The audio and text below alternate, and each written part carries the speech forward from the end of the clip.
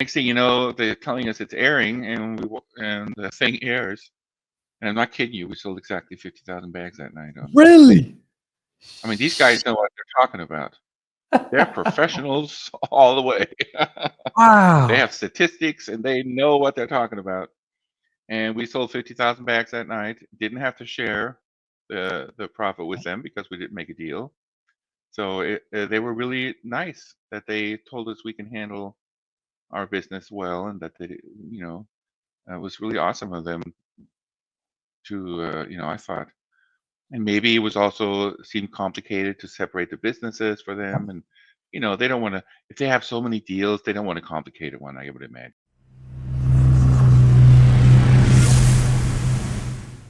Welcome to another episode of Everything Intellectual Property. Today, we have a very special guest with us. This gentleman has created a sandless sandbag. Please help me welcome the founder and the CEO of StormBags, Maurice Huffman. How's it going, Maurice? I'm doing great. It's good to be here. Thank you. How are you? I'm doing pretty good. I know we're having some technical difficulties beforehand, but we Yeah, figured got to it out, work or out. I should say, you figured it out, and we are here.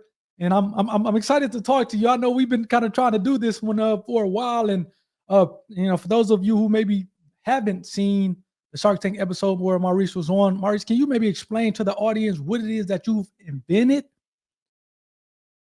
Yeah, sure. So, about 2010, 12, I was sitting watching a baby diaper commercial, and I was seeing how all the liquids stay in there, was soaking up, and I said, somehow I thought, you know what?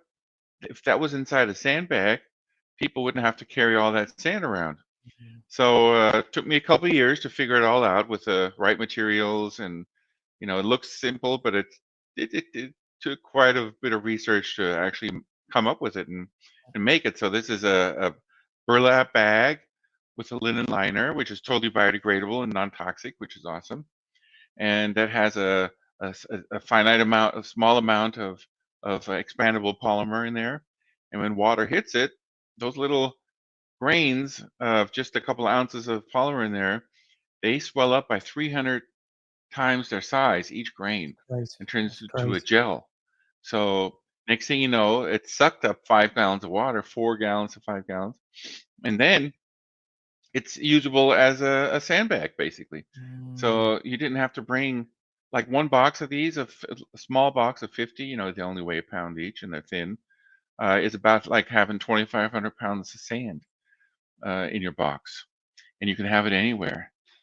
It's very easily nice. deployable, no bad back work, and it's biodegradable. It's a green product, Yep. so it's just all around very usable item. No, for sure. And I was going to ask you this: with a typical sandbag? I know a lot of people maybe are more so familiar with the traditional sandbags. Are those just kind of used for hmm for like a barrier, or do people use those also to try to absorb water? It seems like I know they have sand in there. However, do those sandbags are they used to Yeah, try to absorb water, or is it more so just to act as a barrier? the sandbags themselves are only a barrier, so Okay. they're really just one use. Mm, They're meant to be a barrier, and you have to fill them. It's a lot of labor.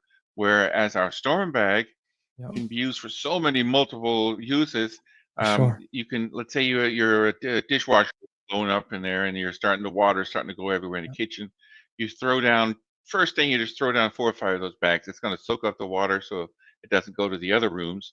Then when they're um, totally hydrated, you can use them as a barrier, just like a regular sandbag, which is Yep. awesome.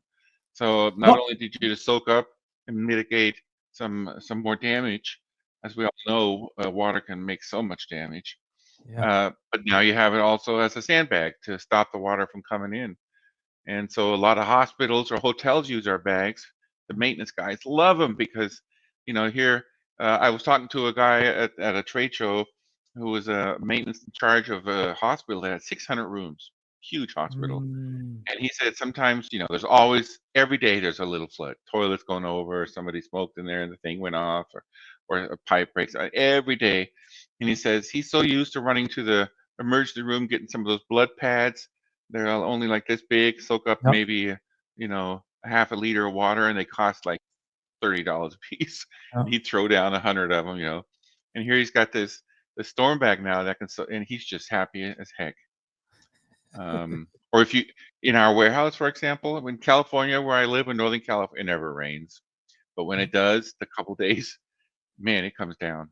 And so it comes against our warehouse, and it's a metal warehouse on concrete slab. So there's always a little gaps in some places. You just can't make them airtight.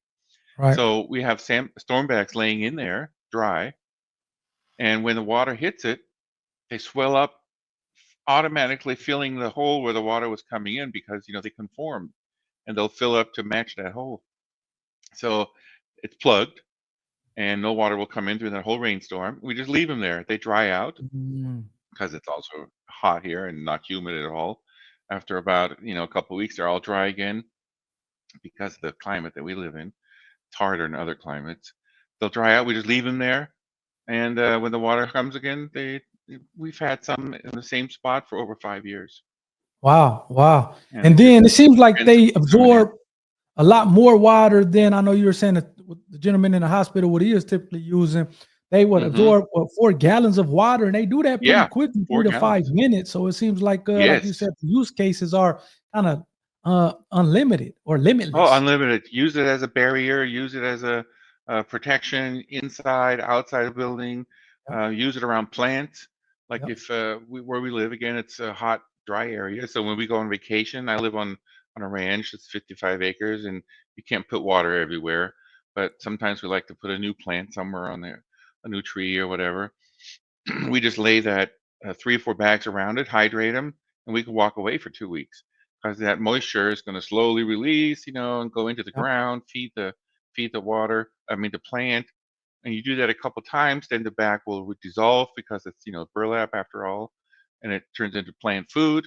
But the actual polymer will stay in the ground because it takes 10 years to biodegrade the little powder. It stays in Yep. the ground and swells up every time it gets a little rain or water, holds on to the water and lets it go again. So it's fantastic for plants since it's non-toxic. No, for sure. And that was one of those things when you guys were on Shark Tank and kind of giving a pitch and giving that use case with the plants. I was like, man, this thing is cool. Hmm. Which is one of the things that I Yeah. like, wow. So then let me ask you this. How long does one of these things last for? Because again, you talked about the gentleman in the hospital, and typically you have these absorbent Hmm. pads, which you kind of use and then you have to throw away, as opposed to this, which obviously you can use over and over Hmm. again. Does it have an Well, infinite you shelf can, life, or but it totally it depends on the moisture. Like you're in Florida, right? In I'm in Florida, Michigan, it'd Michigan. be I'm really in Michigan, hard so to it's a little reuse bit it. more humid. Well, Florida, Oh, the Michigan, weather I'm is kind sorry. of similar in terms of humidity. Yeah, so in a moist environment, it's going to have a really hard time uh, dehydrating all the way. It'll still always be a little bit Mm, of moisture in there because just from the air, yeah, it'll.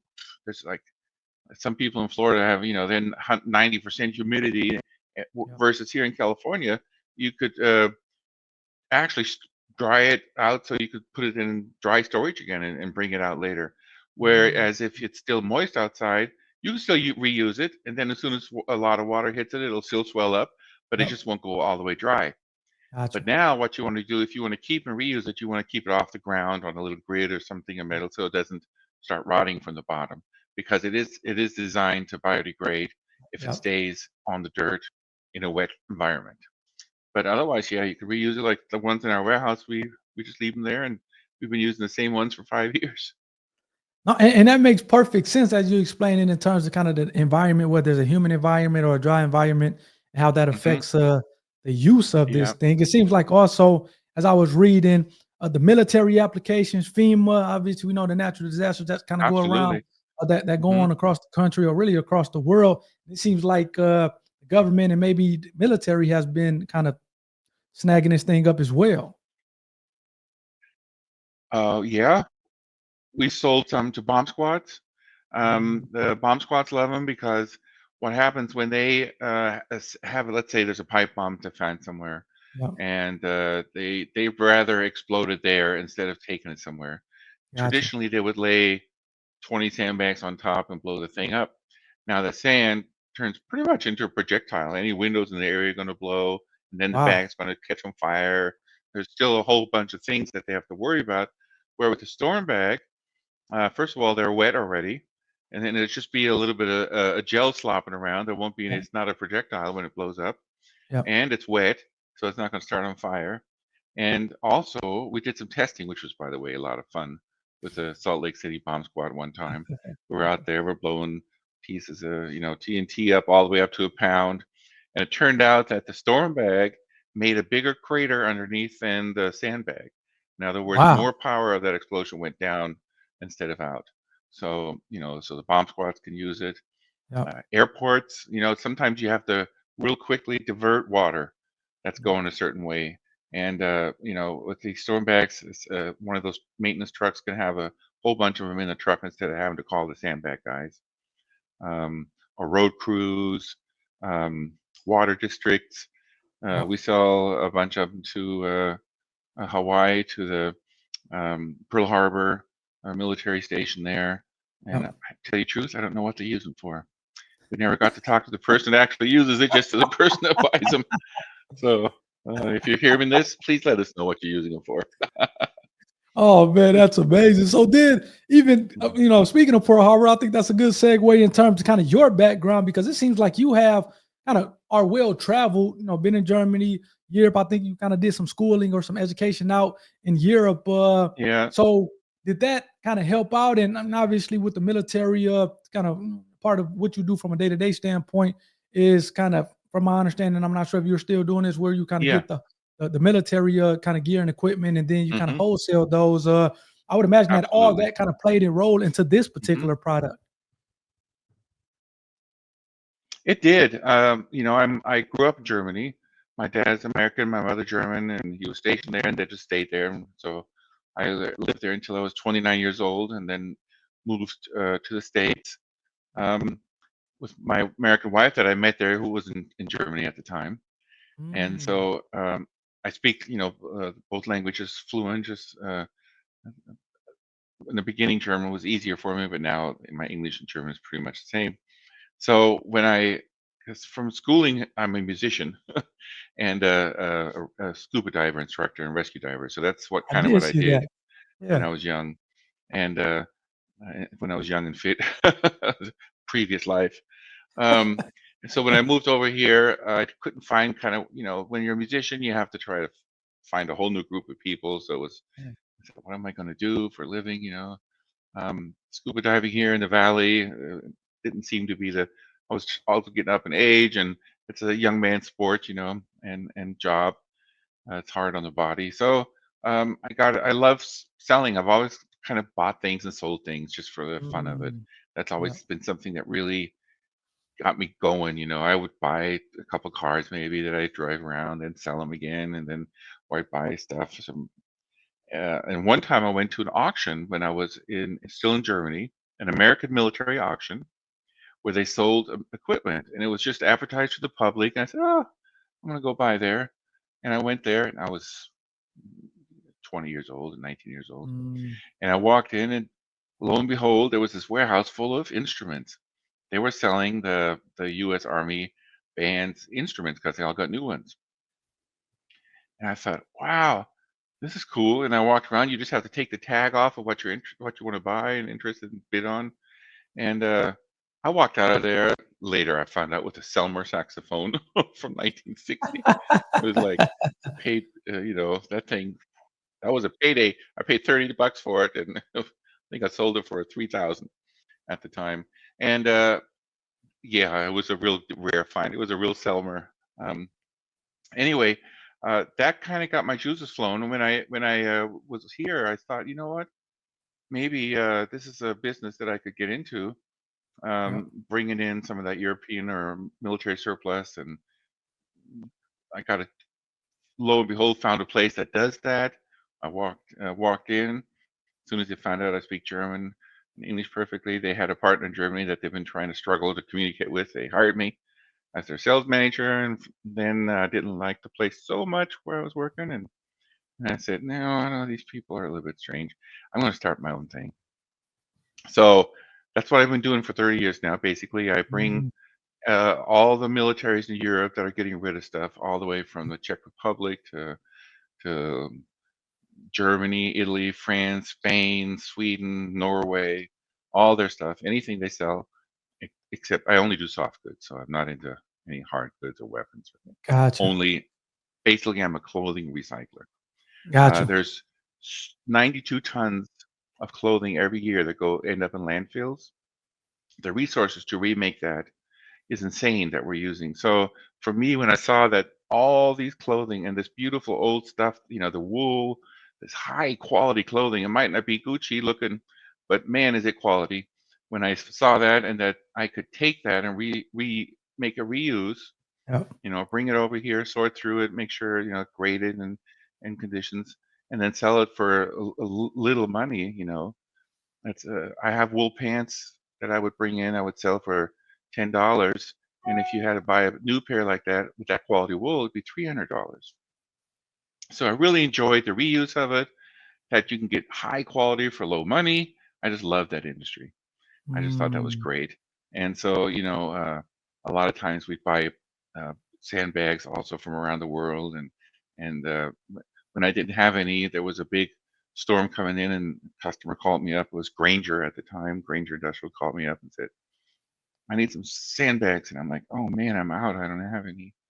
And then I saw that commercial with the baby diaper, and it all happened. And then so the StormBags came in as a Ah. as a new item, and we So make so those you right at my warehouse too. so you were selling those or just selling sandbags at first, and then Yeah. it seems like Mhm. that call where you didn't have any in addition to the whole baby diaper kind of led to this ideal Mhm. of you kind of doing the That's sandless kinda that did sandbag it, then. yeah.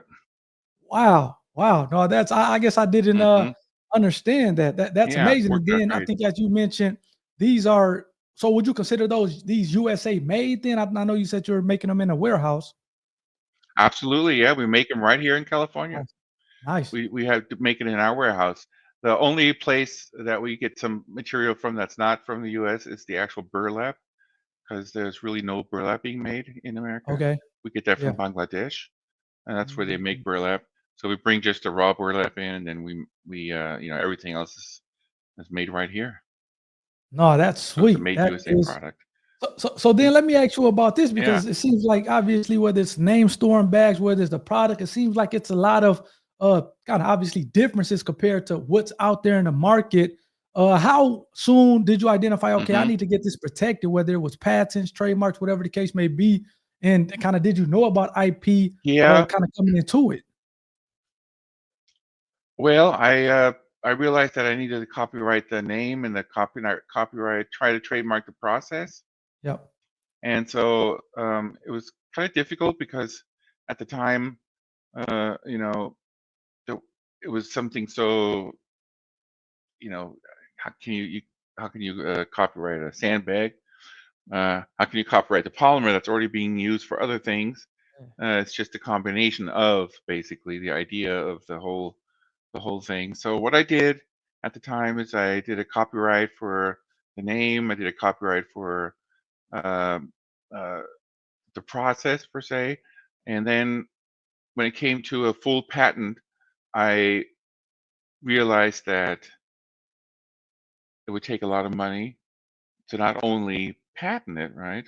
Yeah. You would know more than me because you're in the business, but I don't know for sure what all that. But then it would take way more money to defend it. Let's say, and it did Mm, happen. A company in China and a company, they did copy it and made it with a plastic bag, which is a bad copy because it's not biodegradable. It's just not the same thing. And then I went, okay, I can do two things. I can try to spend a lot of money on trying to defend that with them now yeah. and go after it, but how do I do that? And then, you have to sell a lot of storm bags to be able to pay for that, or I'll see what they're going to do for me. So what they did for me, uh, in trying to be going around the back of me because they actually bought some from me and then copied it. What they did is they spent a lot of money on advertising them, putting the product out in people's minds at the time, with a lot of money of advertising. Internet has allowed people to go and find out the real story because well, okay, well this is the storm bag, and suddenly all these people that didn't know about me knew about me, and so they brought me sales really. Mm. I So so I didn't go so much after them. so it seems like you're saying that you didn't necessarily get a patent on a product just because. And again, I think you brought up a very good point where, and I kind of tell people all this all the time. If you're not going to at least kind of send a cease and desist letter, or do something to defend your IP, and that's really with any type of IP, whether it's trademarks, patents, copyrights, whatever the case may be, Yeah. then it may not be worthwhile to get it. I'm always kind of an advocate of protecting your intellectual property, but if you're not going to defend it and just let people copy it willy-nilly, then it may not be worthwhile to try to, I guess, get anything for that matter. But it seems like with the patents Yeah, and it's I'm so torn about that. yeah, no, I'm really yeah, torn and I was about going that, to, and what I needed to really do is talk to somebody like you, yeah, yeah, for you sure. know? Yeah, no, yeah, That's what because I I was going really to say, need yeah, to do and should have done earlier. because the patent, what you kind of talked about the price, it is the most expensive. So typically, like I guess the four major forms of IP: patents, trademarks, copyrights, and then trade secrets. Patents are definitely the more expensive one, but it seems like in your case, you did not choose to get a patent on things because of maybe the enforcement issue. Is that correct?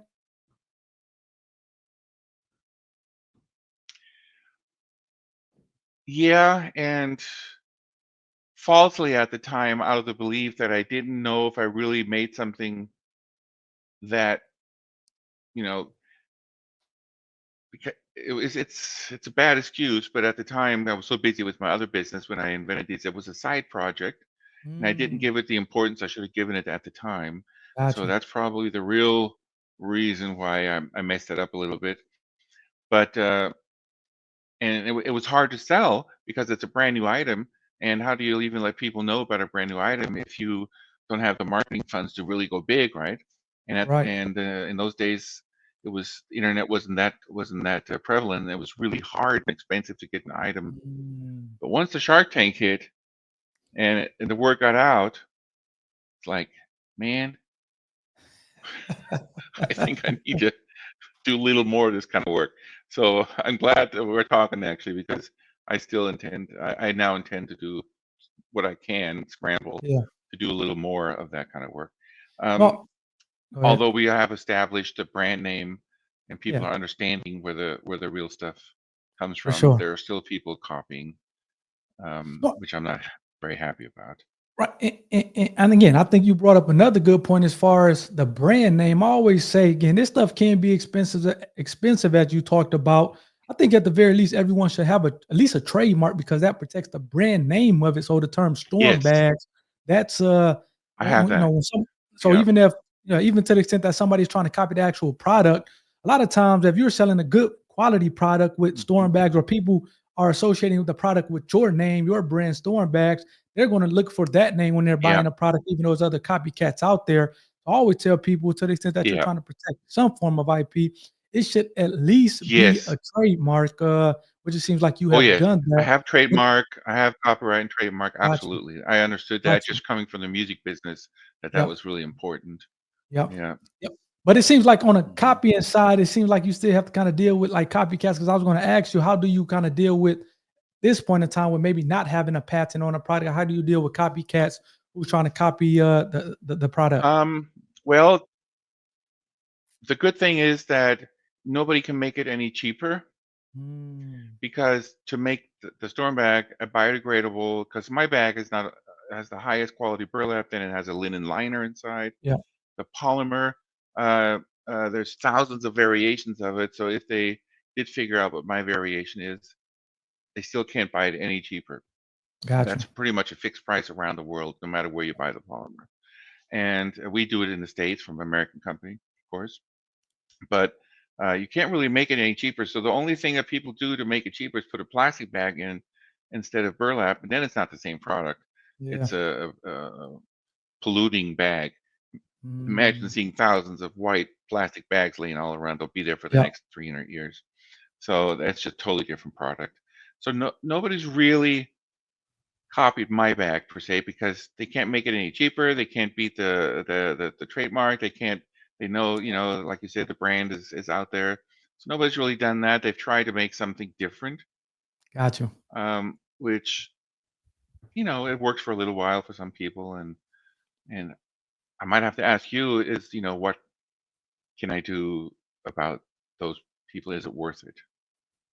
No, for sure. Are you talking about, yeah, and it just, I guess, all depends on the type of intellectual property that's protected. Clearly, if somebody's using your name StormBag when they're selling their product, that's a clear Yeah, case of they don't. Yeah. trademark infringement at that point. And even to the extent that they're using your pictures or whatever the case may be on their online marketing materials Hmm. or Amazon or whatever the case may be, then that can be, Right. again, as you talked about, copyright infringement. As it relates to kind of selling a product that's similar, uh, obviously we're not maybe having a patent is going to be tough to kind of deal with them from a infringement perspective.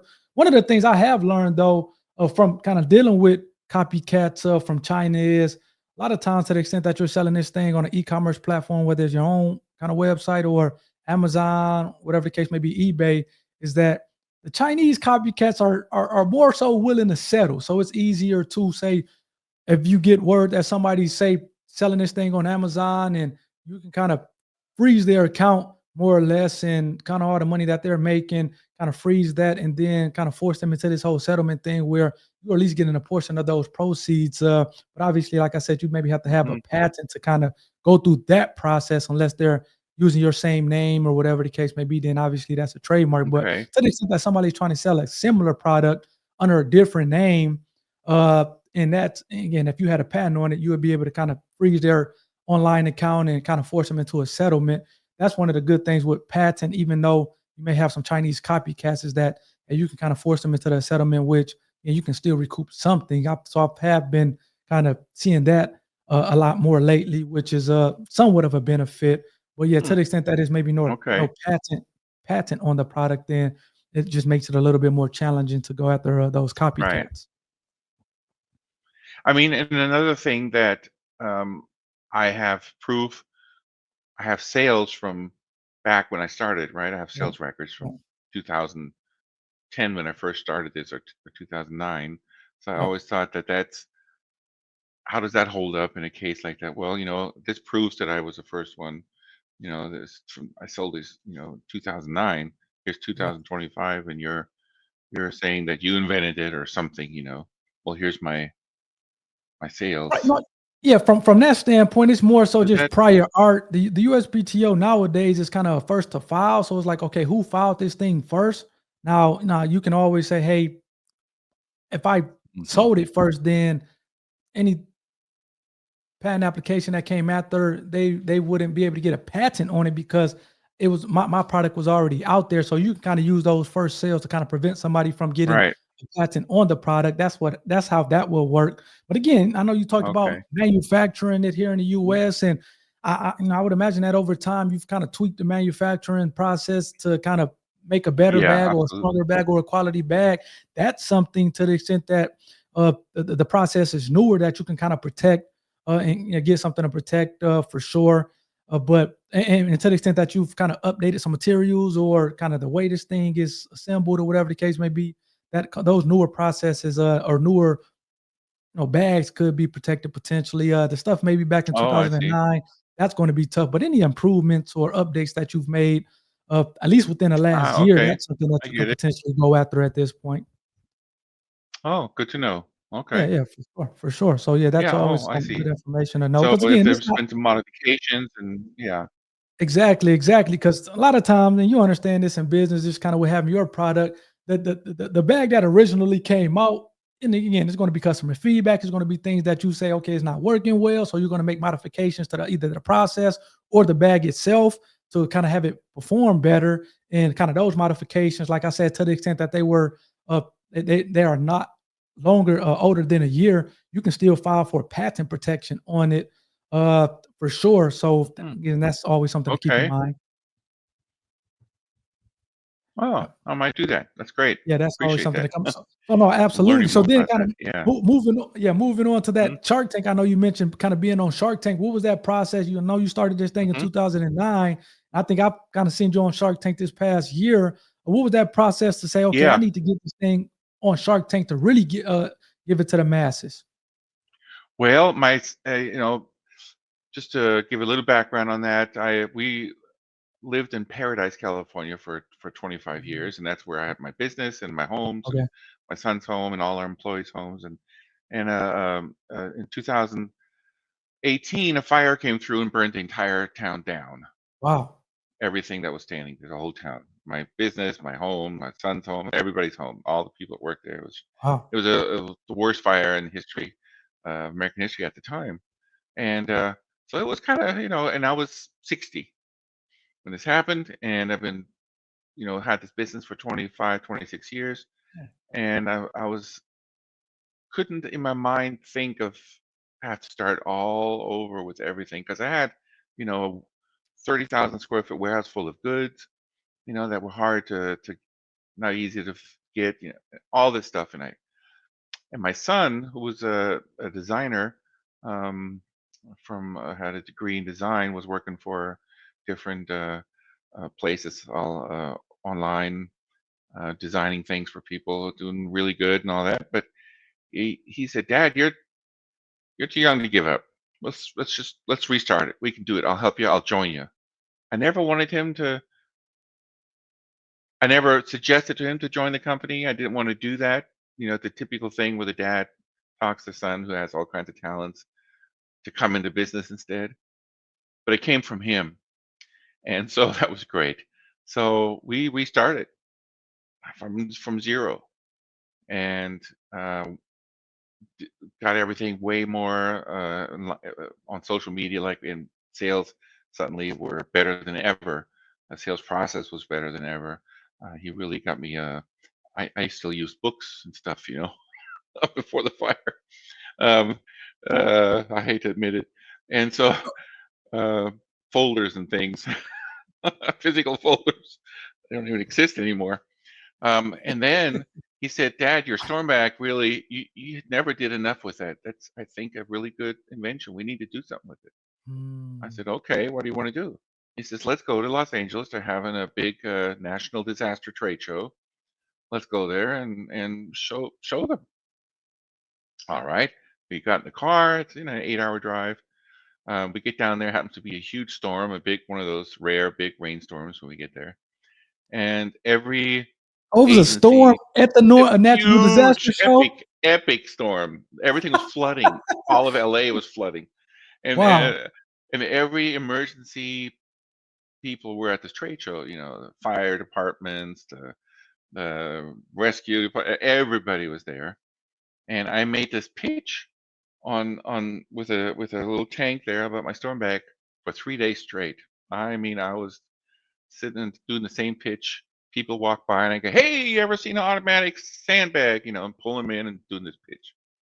And the last day at 4 o'clock when the show was closing, and I was like, "Oh my gosh, am I glad this is over? I can't do this pitch one more time." My son said, "Dad, do it one more time. I'm going to film it. I want to film it." I said, "Oh no, okay." So he filmed with his phone the pitch. We're packing up, we're leaving. We had a great trade show. We found a lot of good customers, and I was excited about it. We're driving back, and my son put this on TikTok, and we're driving back. And he says, "Dad," I said, "What's up?" He says, "We have 20,000 views on this your pitch." I said, "Nah, what?" We're driving another hour. He says, "Dad, we have 150,000 views on this pitch." I said, "What?" By the time we got back to home, we had 12 million views on this Really? pitch. Yeah. And then another 8 million on Facebook. And it's like, oh my God. And, we had 3 million questions to answer. I mean, it was just insane. And, they're selling bags like crazy. And a week later or so, I get a call in my office. And you get calls all the time, people trying to sell you some advertising Yeah. time or this and that. And I call it wearing the Argonaut helmet. You just put this helmet, this concrete helmet on, so to bounce those calls off of you, and you just kind of automatically hang up. And anyway, one of these calls comes through, and I'm wearing my Argonaut helmet, and he says, "Oh, this is so and so with Shark Tank. And I said, "Oh, I'm sorry, we don't have any funds for advertising on TV shows." And I hung up. And then the phone rang again, Also, and you it was hung the up same on a guy. He person. says, "I'm the producer." Yes, it's horrible. Uh, and then he called back and he says, "Hey, don't hang up." And I said, "Did you just call me?" He said, "Yeah." I said, "I really don't have any, can do advertising." He says, "I'm not calling about advertising. I'm the producer of the Shark Tank. I'd like to have you on the Shark Tank." Who? Man, Did you know about I the show was, at that point? I was like, "Oh my gosh!" I hung up on the guy. I felt so bad. Yeah, I've seen it a few times, and I felt so bad about that. I hung up on the guy, and I said, "Well, I'm sorry. I thought you were selling advertising." So yeah, so once in a while, if they see a product or they hear something and they saw it because of this 12 million, you know, they saw that once in a while they'll actually invite somebody in there. Nice. So that's That's how we yeah, ended up that's there, and it was that's a cool. really That's great experience. Everybody's so nice. Oh, for sure. It seems Yeah. like it was definitely a heck of an experience. I guess going on there, I know you talked about the unfortunate event of Oh man. having everything kind of being burned down. Did you guys go in there just with the expectation of let's kind of broadcast this to we're going to get the eyeballs and therefore we're going to get just the benefit of having eyeballs? Or was it like, I know some people have different expectations on whether or not they're not looking for a deal. It's more so just to get the eyeballs. Some people are kind of really looking for a strategic partnership with one of the sharks, hopefully trying to take things to the next level. What was your Well, guys' kind we of went in. ye- Right. The thought was that we could maybe get some of their expertise on marketing this, yeah, because still we were n- not able to really market it to a broader audience than we had. We're working on it. This TikTok thing helped. We understood that we have to get more active on social media, so we kind of understood that. But this was like, okay, hey, we're going to be dealing with some professionals here. They're going to either tell us this thing sucks and send us home, and then we have to, regroup, or they're going to maybe offer a deal and want to work with us, and then we have these really professional marketing people to work with, right? yeah, So that was our thought, and then boy, the reaction was great. They were fighting over it, the all yeah. four of them were really going after getting the deal, and we did the deal, but we didn't. When we got home, we weren't for sure. First of all, you don't know if it's going to air.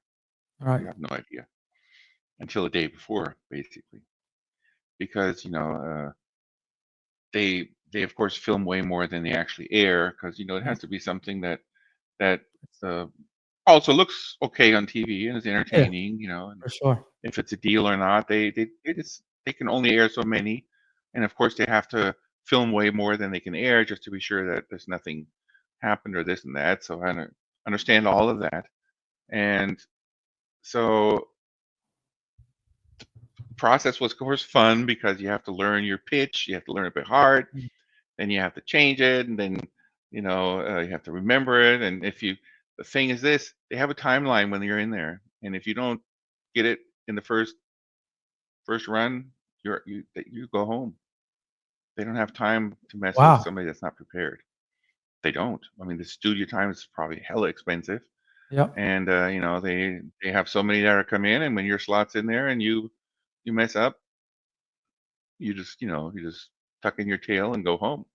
Mm, Um, so you have to be on your toes. So we were on our right. toes, and learned our pitch correctly, and went in there, and everybody was just all so helpful and Yeah, nice, and they treated us really great for a couple days there.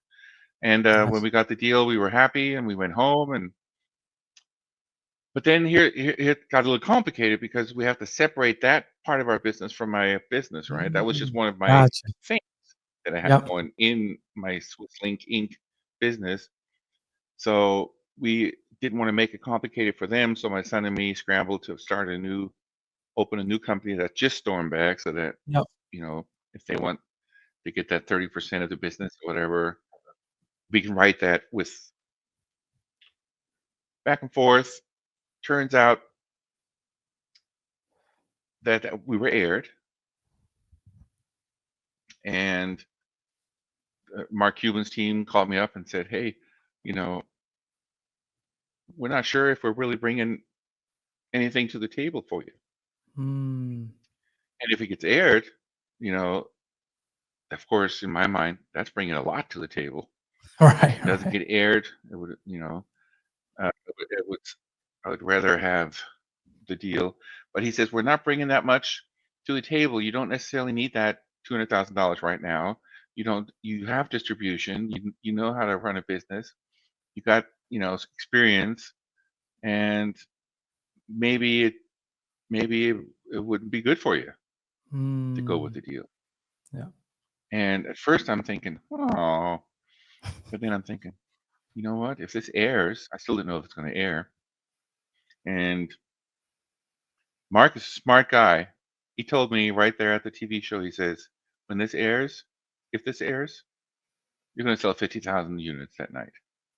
Because, they've been doing this for a long time. Yeah. They know if a certain item is a good Yeah. item, how many people are watching the show, how many orders, and I said to myself, well, that'd be nice. Um, and so we decided not to go with the deal Okay. amicably, it's all nice, and it wasn't a bad thing. Next thing you know, they're telling us it's airing, and the thing airs. And I'm not kidding you. We sold exactly 50,000 bags that night. Really? I mean, these guys know what they're talking about. They're professionals all the way. They Wow. have statistics, and they know what they're talking about.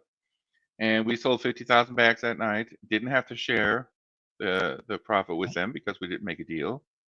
So they were really nice that they told us we can handle our business well, and that they, it was really awesome of them to, I thought. And maybe it was also seemed complicated to separate the businesses for them. And, they don't want to, if they have so many deals, they don't want to complicate one, I would imagine. For sure. They have Well, it seems other like it kind things of to do worked out to perfectly for you deal with me. guys. It seems like it worked out perfectly for you. Oh, perfect. Except that we didn't have 50,000, except that we didn't have 50,000 bags in the warehouse at that time.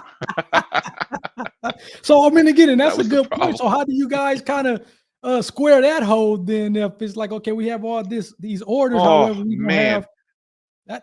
All these orders, and we stopped it. Finally, we put a thing on there. Please don't send any more money. We don't have any more bags right now. We had to stop it. We were so just befoozled by watching all these orders coming in. At one point, I said, Miles, these people are paying. We can't.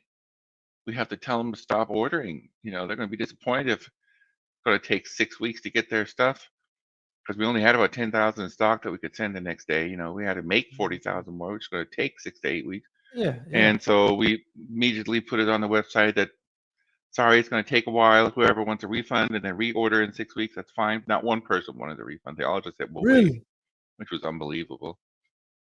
Wow. So we had the funds to buy the material and make the bags. And of course, that didn't happen again, that many sales, But it's since the Shark Tank show, sales on the Storm bags, besides this one crazy night, can't really count that if you don't count that in the statistics, are up about a good 50%. So we're Nice. consistently selling. And then a TV show, a real famous TV show in Germany, kind of like the 60 Minutes of the European TV shows, saw the TikTok thing, flew all the way over to our warehouse with a film crew and drones and everything, and did a whole show with us, a whole segment of their TV show, a really popular TV show, with us about the fire coming there from Germany, Yeah. and burning down and inventing the bags. And next thing you know, that thing aired in Europe, and we're selling 50,000 bags to Europe that night. When that thing aired. So we had two good pushes, Yeah.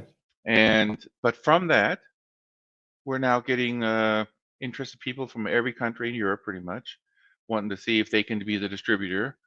And I'm working deals with people. We've got two so far that actually bought and a container load and that are setting up distribution over there. Nice. So the Shark Tank was fantastic. Um, TikTok was fantastic, and we are now. If you look on YouTube and you type in Swiss Link, Swiss Link is my company. You'll Yep. find that we have hired a camera and a photographer. Guys right straight out of college, some young guys that know how to make great videos and we're pumping out videos all the time, and we understand that how important that is these days. People don't want just photos now; they want videos. I want videos, Uh, and you again, can't I sell man, anything without videos. and I did a reaction video to that website. I mean, to that Shark Tank pitch, and I think you commented under the Hmm. video, and I think that video is at like 30, 40,000 views. So, like you said, Yeah, I people, saw that man, was awesome. I yeah, remember no, that. that is, man, it definitely kind of got a lot of engagement, which is a cool thing, and that's good to see that even after the show Shark Tank is still kind of going up as far as, like you said, the 50% increase in sales. You Yeah. kind of get a distribution here Hmm. or overseas as well as kind of selling this thing here. So that's good to see that kind Yeah, of things are still absolutely. kind of going good for you guys. Absolutely. It's not as crazy and bombastic as those Mhm. 2 days, but Yep. it's definitely gone up. We have a whole crew now that just takes care of storm bags. Before it was a side thing that I didn't give enough attention to, I gotta admit, which was dumb. I should have done this way earlier. But you know, I do so many things.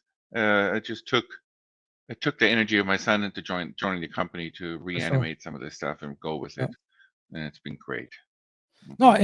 and that's another good point that you mentioned in Yeah, terms of bringing your son into the fold to help out. Is, everybody kind of wants to be a one man band, but it's just so much stuff to do, whether it's manufacturing, whether it's marketing, a ton of stuff that you have to do that it kind of makes it extremely difficult to be a one man band. But having yeah, more of a team to kind of get this stuff out there is going to really pay dividends more so in the long run, as opposed to you just trying to go at everything by yourself. And it seems like in your case, once you got the son into the yeah. mix, and then kind of got these young guys out of Hmm. school to be able to kind of do some social media, some videos. Seems like things are really picking Yeah. up. Oh, that's cool. Yes, and Good. I learned 'cause yeah, I took care of things, and I'm a bit of the personality that seems to wanna have to take care of everybody and everything. Yeah, You know, I have an 8-piece band, I used to run a dive school, I have a business, and I'm always taking care of everything. Kinda, it's not a good idea. It's finding people that can do it better than you yeah. and supporting them that that's important, and I've learned that in my life a little bit too late. But my son's carrying on with that. So Nice, it's nice. finding people that are much better than you ever could dream of being and doing what you thought about, and that's really where things start moving. No, nice, man. I completely 100% agree with you on that. I guess maybe the last two final questions that I have for you is, maybe what Mhm. advice would you give to aspiring entrepreneurs who, again, it seems like kind of you have had a full life of entrepreneurship working with SwissLink, your Yeah. company, for the last 25, 30 years. But Hmm. what advice would you give to somebody else who's kind of looking to get off into that entrepreneurship game? We all have products and ideas. Hey, heck, as a patent attorney, I know firsthand that we all have ideas, because people come up to me and they say, "Hey, I have an idea," when they find out that I am a patent attorney. So for somebody who's probably playing this double dutch game of, do I kind of make something out of my idea, or do I not? What advice would you give to that person? Well, I learned that from mistakes and from doing that, surround yourself with people that can help you and Mhm. don't be afraid to invest in people. Yeah. You know that sometimes you think, oh, I can afford. You got to lose fear, a lot of fear. You got to Mm, throw the fears. Fear is probably the biggest powerful stopping tool of all times. yeah. You got to get rid of fear and take risks, but also educate yourself as much as you can about everything you're doing. Man, it's so easy now with AI and Google and all these things. Got to be on top of your game. Make sure that your product is really what you want it to be, and then surround yourself with people that do things you can't. I like that. I like that 100%. And I do agree with you, just kind of surrounding yourself, especially with the surrounding yourself with the right people, the right team who can add value. We're not going to be experts at everything, but if we can kind of surround ourselves with the people who are kind of covering Right? our areas of deficiencies, I think that's only going to help us out, really, not only just in business, but in life as well. So I definitely agree with that. And Yeah, then I guess the last and question, treat. and maybe the most, go ahead. Hmm. I Oh, was and going to treat say, them well. yeah, yeah, Treat yeah. these I people like really that. well. I like that. Yeah. I like that because these days, if you don't treat them well, they're definitely going to leave you. That's for sure. Yeah. Sure. Then I Mm. guess the last question is, and maybe the most important question is, how can people follow Swiss Link as well as Storm Bags, and how can people purchase the product? Yeah, you can go to swisslink.com. You'll find all of our products. I have probably 1,000 products on there, and the storm bags are also on there. Nice. That's Swiss Link, Swiss like Swiss cheese, link.com. Or if you're just only interested in our storm bags, you can go to stormbag.co Okay. and find them right there. No, for sure. So we'll definitely put those links in the description section once the interview comes out. Again, I want to thank you again, and audience. Hey, Maurice, he gave a lot of jewels, so you guys may have to kind of rewatch this. Hopefully, you guys had the pens and the paper, the notepads out taking notes on this one. Seems like he's definitely had the ups and the downs over the course of time. But he's still chugging along and kind of making the most out of this thing and still selling, which is the most important thing. Yes, Well, absolutely. it's always good to see. I mean, again, you have some people who are a little bit more newer to the entrepreneurship, only been in it 2, 3, 4, 5 years, but you've really Hmm. been in this game for a long time, decades. And again, it seems like it's still been good to you Long that time. you've continued to push forward with entrepreneurship and kind of your companies, your businesses. So kudos to you for that. And Yeah, one more last advice would be the minute that you're comfortable with what you have and that's going good, you better be on to the next project before uh, you even get comfortable. I like Things can that. happen, things can change, so Yep. always be on to the next thing. Oh, for sure. And this always, and that's, I mean, I think that's another good, just really life lesson is just trying to, I know we all like to be comfortable and don't like to push the envelope, but the minute that you start to get too comfortable, then you definitely want to kind of, okay, what's the next thing? I It's need to be over. doing something else, just because you don't want to just Yes. kind of rest on your laurels or your past successes because you have been looked up No. and somebody been to pass you by. So I Yeah. definitely agree with that. So audience, hopefully you guys enjoyed this one, and audience, I'll catch you guys on the next one. You guys take care.